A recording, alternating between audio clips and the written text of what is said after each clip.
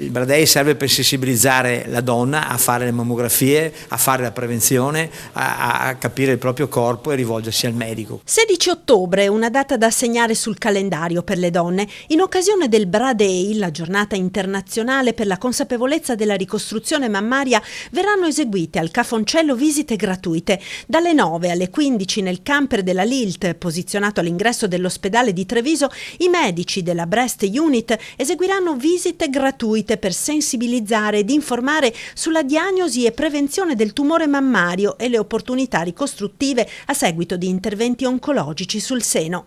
Ogni anno in provincia di Treviso sono 500 le donne alle quali viene diagnosticato un cancro al seno. Oggi noi riusciamo, grazie alla prevenzione, quindi grazie alla mammografia, grazie alla presa in carico della donna e grazie anche alle terapie che oggi ci sono sia chirurgiche che mediche, a ridurre sostanzialmente l'incidenza della mortalità rispetto al tumore al seno. L'iniziativa rientra nell'ambito della campagna Nastro Rosa della Lilt per la sensibilizzazione delle donne sull'importanza di prevenzione e diagnosi precoce nella lotta al tumore al seno.